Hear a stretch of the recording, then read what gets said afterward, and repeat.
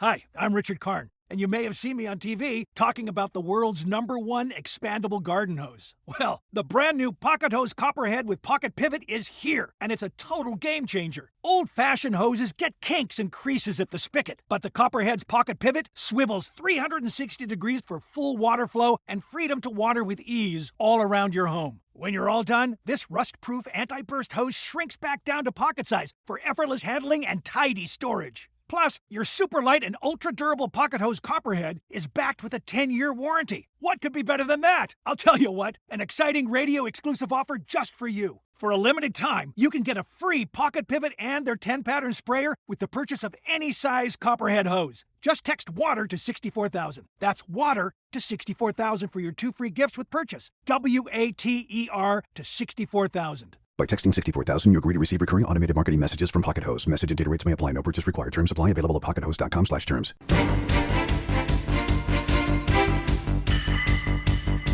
Mañanas en Libertad, con Luis del Pino.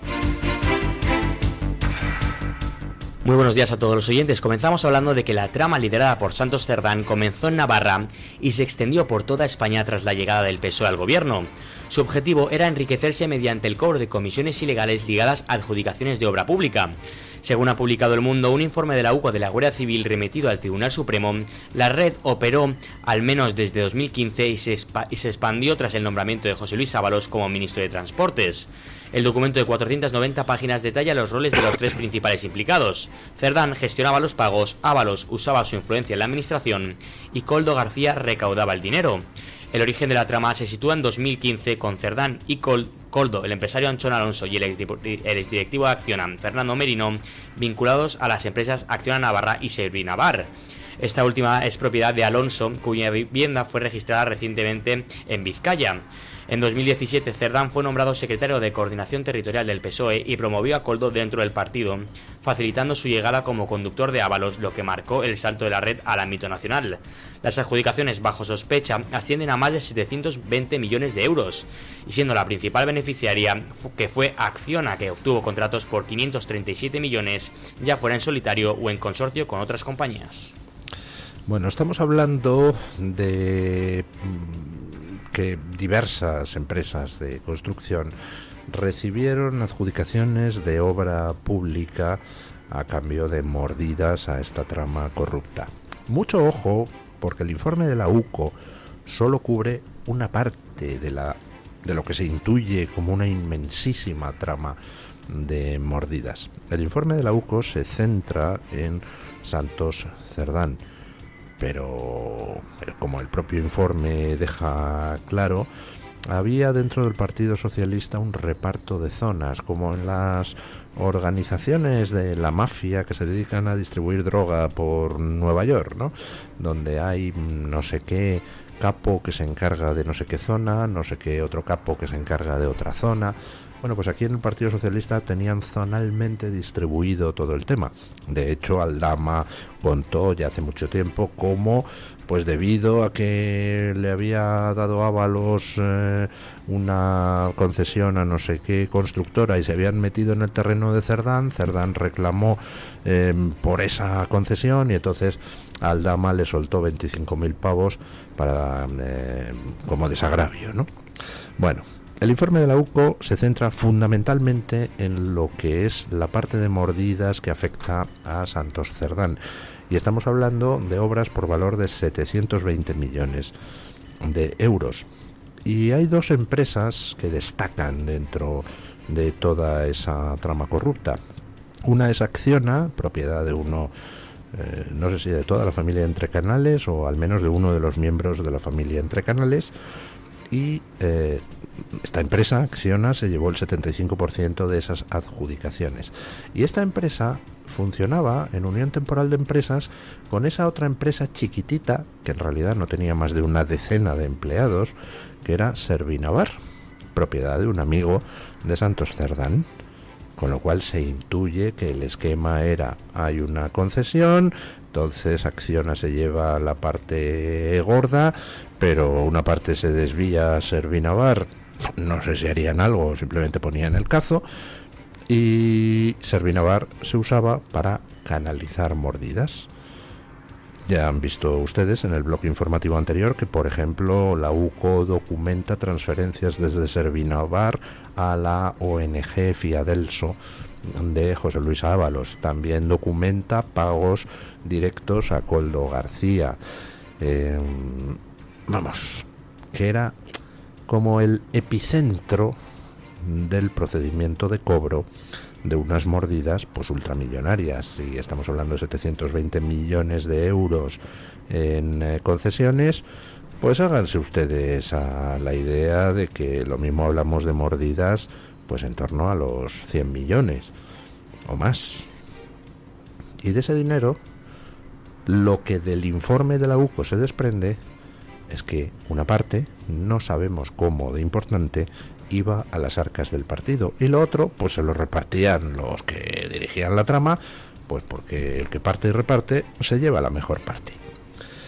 Bueno, la trama estuvo operando desde al menos 2015 con las mordidas, pero ya anteriormente, en las primarias de 2014, estaban Santos Cerdán y Koldo trapicheando para hacer trampa en las primarias en favor de Pedro Sánchez. Es decir, habían elegido a Pedro Sánchez como su chico desde antes incluso de que estén documentadas las primeras mordidas en relación con contratos de obra. El origen de la trama está en Navarra, de donde eran Santos Cerdán, de donde era Koldo García, donde Pedro Sánchez traba contacto con ellos. Ese artículo tan famoso de 2014 donde Pedro Sánchez describía a Koldo García como el último Aizkolari. Curioso, ¿no?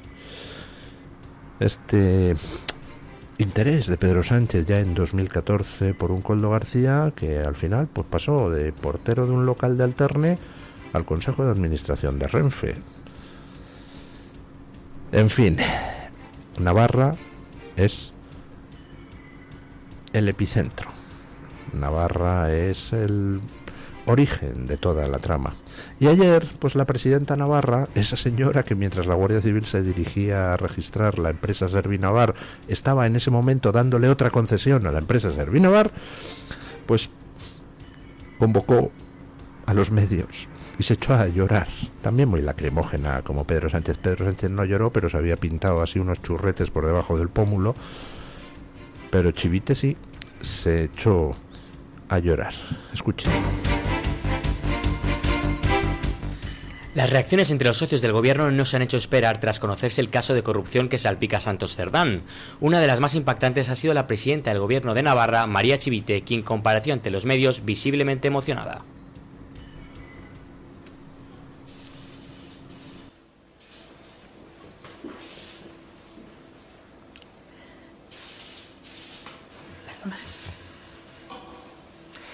Pues yo tengo que decir que no está siendo un día fácil.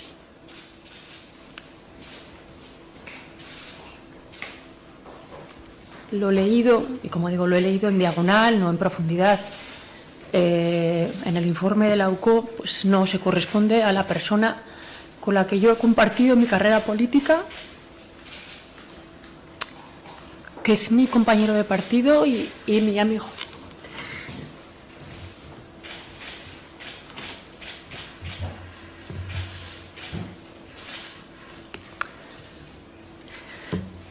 Por eso, desde el respeto a la presunción de inocencia, que creo que eso es lo que debemos hacer todos y todas, mientras no haya un juicio que así lo determine, espero que Santos sea capaz de demostrar su inocencia. Pero como digo, pues está siendo un día complicado. Por su parte, Sumar ha descartado abandonar el Ejecutivo y ha limitado la dimisión de Cerdán a un asunto interno del PSOE. Aunque en un primer momento la coalición liderada por Yolanda Díaz pidió explicaciones, el ministro Ernest Urtasun fue más allá y llegó a exigir la dimisión del diputado socialista. Sin embargo, en el entorno de Sumar reina la preocupación y el desconcierto, especialmente entre sus cargos medios, ante la posible deriva del caso. La estrategia de Sumar pasa por contener el impacto político del escándalo, presentándolo como un problema del PSOE y no como una crisis que comprometa al conjunto del gobierno. Su objetivo es evitar que la investigación sobre Cerdán derive en un adelanto electoral y ponga fin a la legislatura. En paralelo, Junts ha solicitado al presidente Pedro Sánchez una reunión urgente para evaluar la viabilidad de mantener la legislatura en pie. Tras la dimisión de Cerdán como secretario de organización del PSOE, el partido independentista convocó con carácter de urgencia a su comisión permanente para analizar las consecuencias políticas de la crisis y su posible impacto en el pacto de investidura firmado en 2023. Curiosísima la reacción de Chivite, ¿verdad? Tú estás en el partido, en Navarra, Santos Cerdán es el hombre fuerte del partido en Navarra, has estado trabajando con él un montón de tiempo y de repente te enteras, por sorpresa, de que es un maldito corrupto, de que ha estado moviendo millones de un sitio a otro, y entonces te echas a llorar. Bueno, no sé, yo me pongo en su piel, y si yo no sé nada de todo eso, si a mí realmente me han sorprendido en mi buena fe, yo no me echo a llorar. Yo lo que hago es ponerle a bajar de un burro. Pedazo de canalla, ¿cómo nos has engañado? Ni la reacción de Sánchez ayer, ni la de Chivite tienen nada de natural. Pedro Sánchez dice, qué decepcionado estoy. Ni un ápice de indignación se le veía a Pedro Sánchez. ¿Cómo le va a saber indignación cuando por supuesto que sabía toda la corrupción de la trama? Pero por el amor de Dios, si tuvo que apartar a Ábalos cuando ya no había más remedio, porque ya la catarata, después de 3 años de investigaciones periodísticas, la catarata de datos era abrumadora, y va y quita a Ábalos y pone a su compañero de trama, Santos Cerdán. ¿Cómo no va a saber nada Pedro Sánchez? ¡Qué estupidez! Pedro Sánchez era el jefe de todos ellos. Y Chivite tampoco mostró ayer ninguna indignación. Chivite se echa a llorar. Dios mío, debía estar llorando pensando en cómo se come en la cárcel. Porque evidentemente la corrupción, si tuvo su origen en Navarra, pues ha tenido que tener su máxima expresión en Navarra. Dice Chivite que va a ordenar revisar 10 obras que... ¿Y qué van a encontrar cuando las revisen, Chivite? ¿Qué van a encontrar cuando revisen los mensajes de Santos Cerdán? Quizá alguno contigo, pues hablando de las corruptelas. Yo creo que Chivite es otra de las que tendrá que caer. Muy curioso el cómo han reaccionado los socios. Lo único bueno, lo decía yo ayer en Twitter, de Pedro Sánchez, es que va a arrastrar en su caída al PSOE al completo, a sus socios podemoides al completo y a la mitad de la clase periodística de este país, que ha demostrado, porque de periodistas no tienen nada, son meros lameculos. Se han dedicado a promover manifiestos contra los medios que investigaban la corrupción de Pedro Sánchez, cuando era clamorosa. No tenéis vergüenza, compañeros, entre comillas, periodistas. ¿Recuerdan ustedes a los cronistas parlamentarios, el 95% de ellos, a las puertas del Congreso protestando contra los compañeros que se atrevían a preguntar por la corrupción en las ruedas de prensa dadas por diputados socialistas? ¡Ay, qué ocasión para haberos ahorrado la indignidad, ¿verdad?, de arremeter contra los que investigaban la corrupción! ¡Pedazo de lacayos! Que sois unos lacayos. Es lo peor que puede ser un periodista. Bueno, Sumar se pone de perfil. Los de Junts dicen, Dios mío, que la legislatura se acaba, queremos una reunión de urgencia. No sé a quién mandarán, el interlocutor era Santos Cerdán. ¿A quién mandarán ahora? No tengo ni idea. Pero bueno, que manden a cualquier otro delincuente. Porque yo creo que abres la puerta de Ferraz y como en el camarote de los hermanos Marx, ¡pum!, salen despedidos 300 delincuentes que están ahí, los tíos metidos casi con calzador. Pero a mí, más que la reacción de los socios, los Sumar, Yolanda Díaz Lainane, a mí me llama la atención la reacción de los ministros de Sánchez. Margarita Robles, ¿cómo se siente uno siendo ministro de un gobierno corrupto? ¿Tienes algo que decir sobre la macrotrama de corrupción que ha estallado en la cara? ¿Tienes algo que decir sobre las maniobras del presidente del gobierno para tratar de desactivar a la UCO, para evitar que salieran los datos de la macrotrama? ¿Tienes algo que decir sobre el intento de un gobierno corrupto por tomar el control de la justicia? ¿Te queda algún ápice de dignidad, Margarita Robles? Marlaska, ¿qué decir de Marlaska? Ese señor que llegó al Consejo General del Poder Judicial propuesto por el PP y que ahora está siendo juez, juez en excedencia, está en el gobierno también tragando todo, inventando bulos. ¿Tienes algo que decir, Marlaska, de qué siente uno formando parte de un gobierno corrupto? Escribá, que antiguamente estaba en la AIREF y parecía alguien normal. ¿Cómo se siente uno siendo parte de un gobierno corrupto? ¿Qué te dicen tus amigos, Escribá?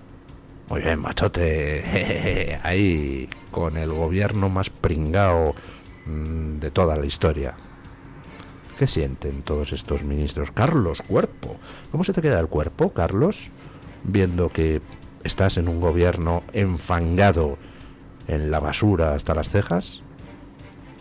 Óscar Puente, ¿has encontrado algún momento para, entre tuiteo y salida de pata de banco y salida de pata de banco, has encontrado algún momento para reflexionar hasta qué punto estás a la altura en tu gobierno corrupto? ¿Tiene dignidad algún ministro de este gobierno? ¿Cómo es posible que no hayan dimitido ya hace mucho todos? Pero ayer, buen momento para salir y decir, señores, esto, en fin, yo no quiero pasar a la historia como la ministra del gobierno que cayó sepultado bajo una avalancha de porquería. Bueno, dice Sánchez que hasta 2027 no hay elecciones. ¿Seguro, Pedro? ¿Hasta 2027 no hay elecciones? Porque ayer ya has quedado tocado de manera irreversible. Ya hasta tus medios de izquierda lo llevan a portada. Cerdán era un corrupto, hay grabaciones, está todo documentadísimo. Ya no hay manera de ocultarlo. ¿Qué vas a hacer la siguiente vez, Pedro? Porque ayer apareciste muy compungido y con dos cosas así que te habían pintado con rotulador rojo debajo de los pómulos para simular que estabas demacrado y todo eso, para dar un poco de penita. Pero, ¿qué vas a hacer la siguiente vez? No sé, ¿vas a comparecer desnudo y rompiéndote la camiseta y mesándote los cabellos? Porque es que van a aparecer más cosas, Sánchez. ¿Seguro que vas a llegar a 2027? Yo creo que no. Escuchen.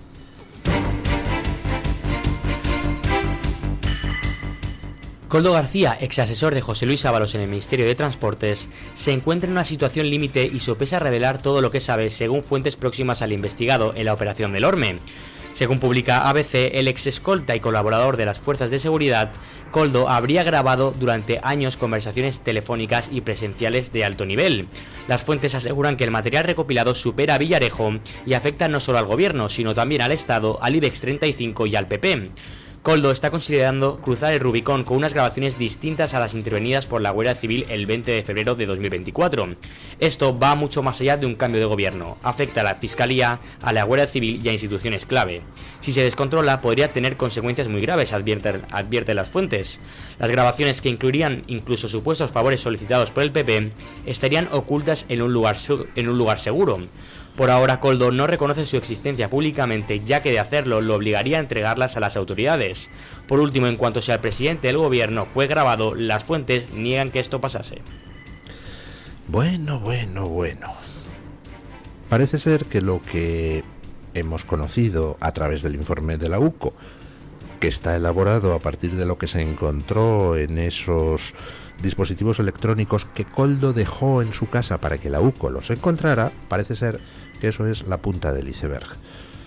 Koldo dejó esos dispositivos electrónicos pues simplemente como estrategia de defensa, porque no estaba dispuesto a comerse el marrón, y además leyendo el informe de la UCO se ve perfectamente cómo va evolucionando el estado anímico de Koldo a medida que ve que le van a empapelar a él, que se va a comer el marrón de toda la trama.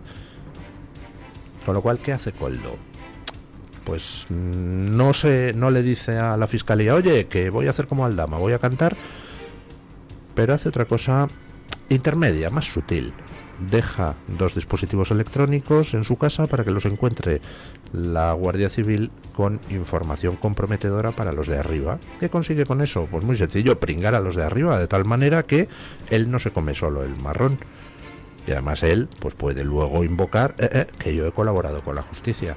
Y además, si los de arriba están pringados, pues oye, ya se preocuparán de intentar anular la causa o que todo quede en nada por algún motivo. Mientras que si está solo él implicado, pues le dejan tirado y se fuman un puro. Ahí Koldo ha estado fino y elegante, pero se ha guardado información por si acaso. Esto es simplemente para pringar a los de arriba. Y además, pues como no hagáis algo, pues me pongo a colaborar y entonces saco la artillería pesada. No es la única amenaza que tiene Sánchez encima. El resto de la información que Koldo pueda tener es que Ábalos parece que ha hecho lo mismo. Parece que ha llegado al mismo pacto subrepticio con la UCO, dejando eso que Ábalos llamaba 2 petacas de esas extraíbles. ¿Qué tenían esas petacas extraíbles, querido José Luis? Si lo que cantó Aldama sirvió para empapelar a Koldo y a Ábalos, y lo que ha dejado Ábalos para que lo encontrara la UCO ha servido para empapelar a Cerdán, ¿qué tiene guardado Ábalos y a quién se podría empapelar con ello? Y otra pregunta más. ¿Cantará también Cerdán o no? Porque aquí el último que cante es el que se va a comer todo el marrón. Así que Pedro, ¿estás seguro de que vas a aguantar hasta 2027? Pues mira, yo te digo que no, porque entre la información que hay todavía por salir, ya no eres solo tú. Es que hay mucha gente implicada. Han oído ustedes en la noticia que parece ser que hay cosas que apuntan a gente del IBEX, importante, al propio Partido Popular. ¿Apostamos, Pedro, a que hay demasiada gente que no está interesada en que le arrastres en su caída y a que vas a tener que convocar elecciones?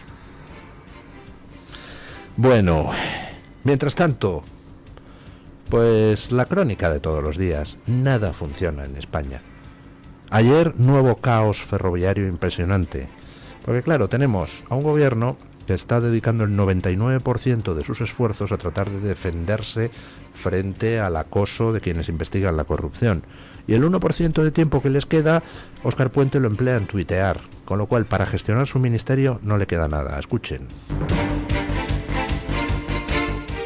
Un nuevo fallo técnico provocado por el descarrilamiento de un tren alrededor de las 2 de la tarde de ayer provocó una grave alteración en la circulación ferroviaria. La caída de tensión eléctrica en la estación madrileña de Chamartín, nodo clave en la conexión de la capital con el norte y el Levante, obligó a interrumpir los servicios de alta velocidad, afectando a Renfe, Wigo e Irio. Adif informó de la incidencia a las 2:18 de la tarde y anunció a las 3:01 la recuperación parcial del servicio hacia Galicia, Asturias, Castilla y León y Cantabria. Sin embargo, a las 6 de la tarde comunicó que las conexiones hacia Valencia, Alicante y Murcia desde Chamartín quedarían suspendidas durante toda la jornada. Renfe señaló que algunos trenes con destino al Levante partirán excepcionalmente desde la estación de Puerta de Atocha. Minutos antes del descarrilamiento ya se habían registrado retrasos en la alta velocidad entre Madrid y Levante debido a una incidencia en los sistemas de señalización de Chamartín. Normal, cuando estás gobernado por una panda de corruptos que a lo que se dedican es a saquearnos, a gastarse el dinero en putas, en coca, en comprar inmuebles por todo lo largo y ancho de este mundo, viajes a República Dominicana, donde vaya usted a saber qué cosas se depositan en según qué cuentas. Cuando tienes un gobierno dedicado a saquear al ciudadano, pues lógicamente no queda dinero para los servicios públicos. Nunca había funcionado Renfe, en general, el tema ferroviario tan mal como está funcionando con Pedro Sánchez y con Óscar Puente. Es un caos perpetuo. Nunca había funcionado la red eléctrica española tan mal como está funcionando con Pedro Sánchez y Beatriz Corredor. Nunca en nuestra historia habíamos tenido un apagón brutal que dejara a oscuras a toda España. Nunca en nuestra historia habíamos tenido un servicio ferroviario tan repugnante. Pero Óscar Puente, pues ¿a qué se dedicaba estos días pasados? Pues a arremeter contra el PP, a arremeter contra los medios de comunicación que estaban cumpliendo con su deber de informar de la corrupción. Óscar Puente, el pobrecito, no tiene tiempo para gestionar su ministerio y para garantizar, pues, eso, que la red ferroviaria esté en condiciones como para que no se produzca un descarrilamiento que hace que quede inutilizadas ciertas vías férreas durante todo el día. En fin, y les traigo una última noticia en este bloque que parece una noticia de sucesos, pero es que me ha recordado a Pedro Sánchez y ahora les explico por qué. Un avión de la aerolínea estatal Air India con 242 personas a bordo, 230 pasajeros y 12 tripulantes, se estrelló ayer pocos minutos después de despegar del aeropuerto de Ahmedabad, en el oeste de India. El vuelo A1-171 con destino al aeropuerto londinense de Gatwick, Reino Unido, cayó sobre una zona densamente poblada del barrio residencial de Mehani Nagar poco después de iniciar el ascenso. Según confirmó la compañía aérea, solo uno de los pasajeros ha sobrevivido. Las demás 241 personas que viajaban en el avión han fallecido. Las autoridades locales informaron que al menos 260 cuerpos han sido recuperados y que 27 de las víctimas mortales se encontraban en tierra. Según la agencia Reuters, el aparato impactó contra un hostal destinado a personal médico. Desde el gobierno indio se indicó que las labores de rescate concluyeron ayer por la tarde.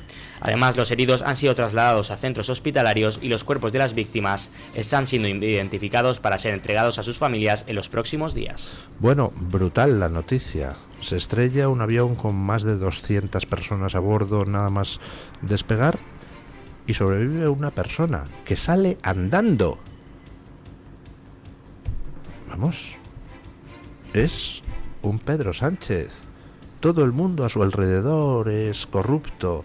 Cae el partido, un número 2, otro número 2, el chico de los recados, cae el fiscal general del Estado, cae su mujer, cae su hermano, todos son corruptos menos él. Pobrecito Pedro Sánchez, que él nunca sabía nada, no sabía nada de las actividades de su fiscal, ni de su hermano, ni de su mujer, ni de su número 2, ni del otro número 2, ni del último Aizkolari, Koldo García. Todo es muerte y destrucción a su alrededor. Pero él está impoluto. Él no tiene mácula. Pedro Sánchez era el único honesto, la única luz entre tanta oscuridad. En fin, ¿ustedes se lo creen? Yo tampoco. Pausa publicitaria y a las noticias de las 8, donde vamos a ver qué va a pasar ahora, porque claro, ayer el juez pues ha hecho público el informe de la UCO. Brutal, demoledor. ¿Y ahora qué va a pasar? Ha dimitido Cerdán, Sánchez se ha trincherado en su despacho con un Kalashnikov para evitar que entre la fuerza pública. ¿Y cuáles son los siguientes pasos? Pues lo vemos ahora a la vuelta de las 8, de la pausa publicitaria.